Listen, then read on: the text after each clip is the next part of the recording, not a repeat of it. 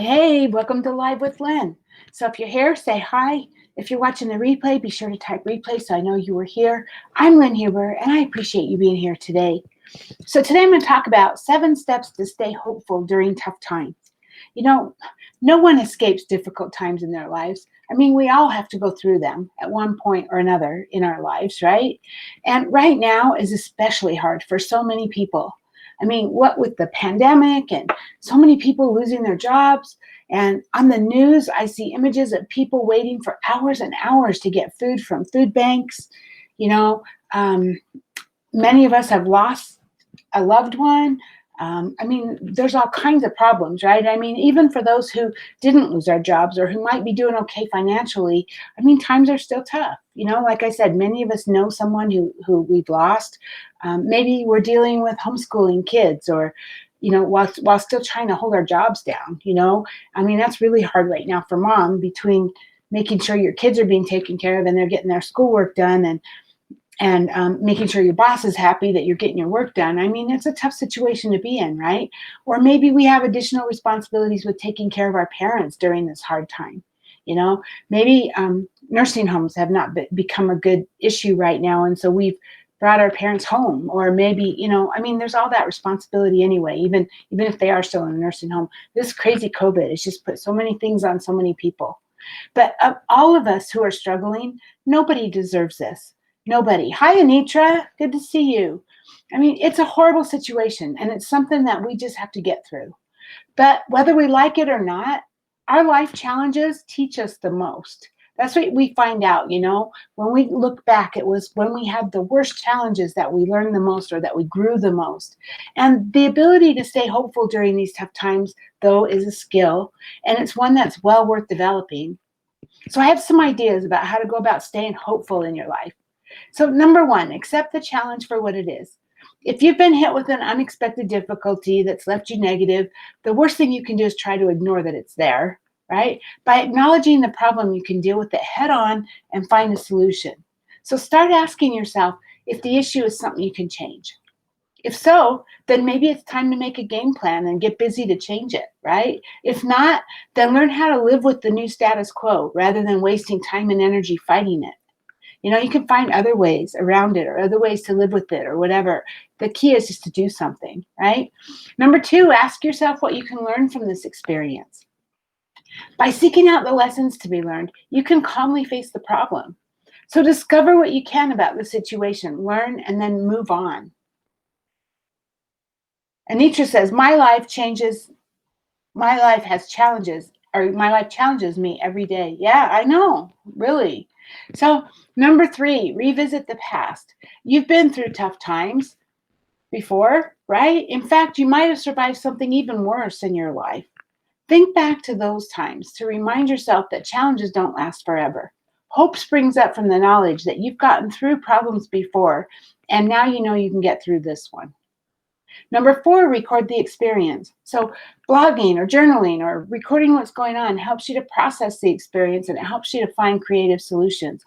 Somehow you're just put the act of putting it down on paper or typing it or whatever, it kind of helps take some of the emotion out of it and helps you to be able to see it more clearly, right? And be able to find solutions.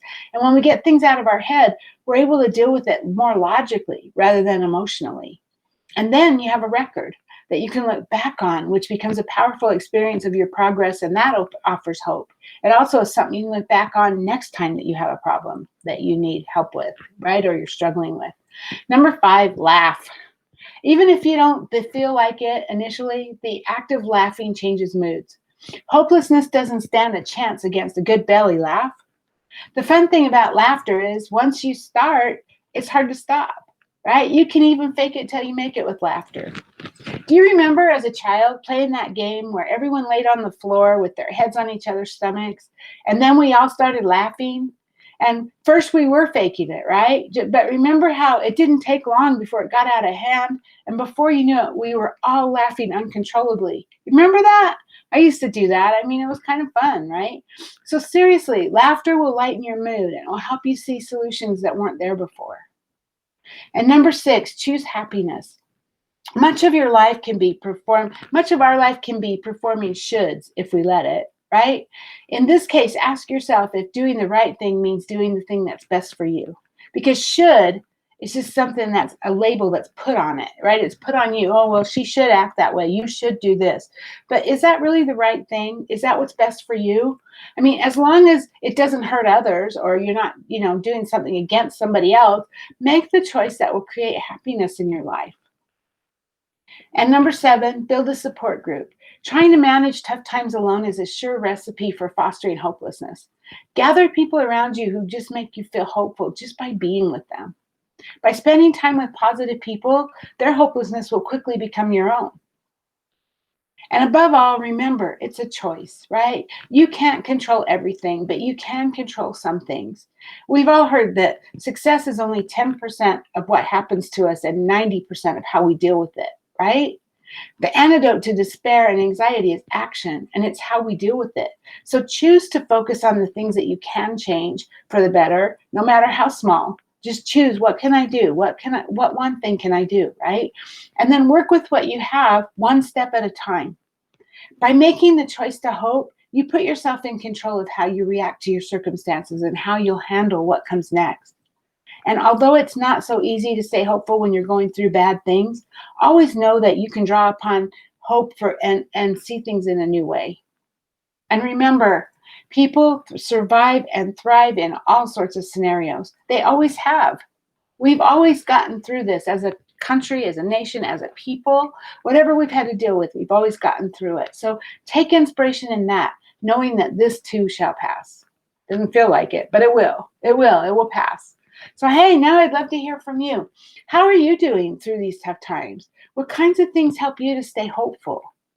Please share your thoughts in the comments below. I would love to hear your stories. Thank you, Anitra, for being live with me, and anyone else who might be live who just hasn't commented, and anyone who's watching the replay. I appreciate you. So go out there, have an amazing day, and I will see you soon. Bye-bye.